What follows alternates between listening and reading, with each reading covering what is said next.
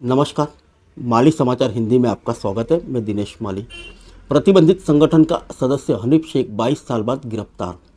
2000 से यूएपी के मामले में था वंचित। आइए जानते हैं विस्तार से। दिल्ली पुलिस की स्पेशल सेल ने प्रतिबंधित संगठन सिमी के थिंक टैंक व सक्रिय सदस्य रहे हनीफ शेख उम्र 46 साल को 22 साल बाद गिरफ्तार किया है। आरोपी महाराष्ट्र में वेश बदलकर उर्दू स्कूल में पढ़ा रहा था। यह वर्ष 2001 में न्यू फ्रेंड्स कॉलोनी थाने में दर्ज यूएपीए व राजद्रोह के मामले में वंचित था। अदालत ने उन्हें भगोड़ा घोषित किया हुआ था। हनीफ सिमी पत्रिका इस्लामिक मूवमेंट उर्दू संस्करण के संस्थापक भी था। आरोपी ने 25 वर्ष के दौरान युवाओं को कट्टरता के बारे में पढ़ाया।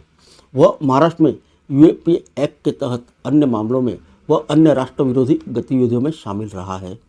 स्पेशल सेल के पुलिस आयुक्त आलोक कुमार के अनुसार एसीपी वेद प्रकाश की देखरेख में इंस्पेक्टर पवन कुमार व एएसआई सुमित की टीम सिमी से फरार हनीफ शेख समेत अन्य सदस्यों के बारे में पता कर रही थी। इंस्पेक्टर पवन की टीम ने इंस्पेक्टर करमवीर के साथ मिलकर कई राज्यों में फरार सिमी कैडरों, उनके समर्थक और स्लीपर सेल के बारे में जानकारी इकट्ठा कर रही थी।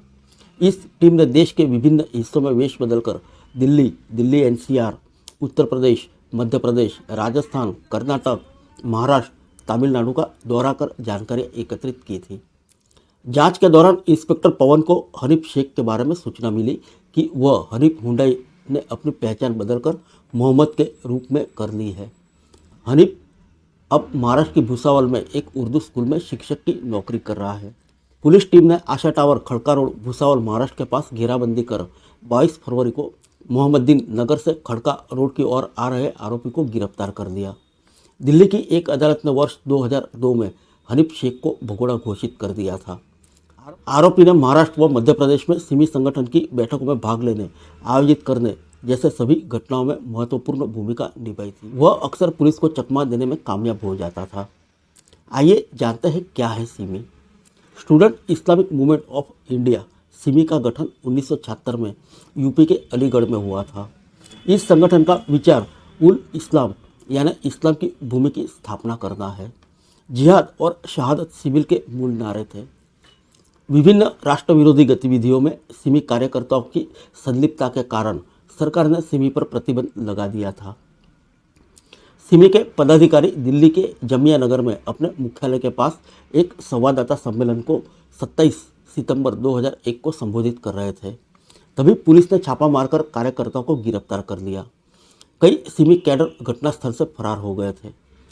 संगठन मुख्यालय से सिमी पत्रिकाएं, इस्लामिक मूवमेंट, फ्लॉपी में audio video, Simi poster, computer, photo album के रूप में आपत्तिजनक सामग्री और उत्तेजक साहित्य बरामद किया गया था।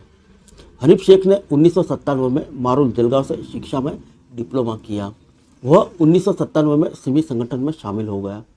इसके बाद से वह सिमी का पूर्णकालिक कार्यकर्ता बन गया। सिमी कार्यकर्ताओं के संपर्क में आने के बाद वह अत्यधिक कट्टरपंथी बन गया। सिमी संगठन में शामिल होने के बाद हनीफ शेख ने सिमी के साप्ताहिक कार्यक्रमों में भाग लेना शुरू कर दिया और मुस्लिम युवाओं को संगठन में शामिल करने के लिए कट्टरपंथी बनाना भी शुरू कर दिया।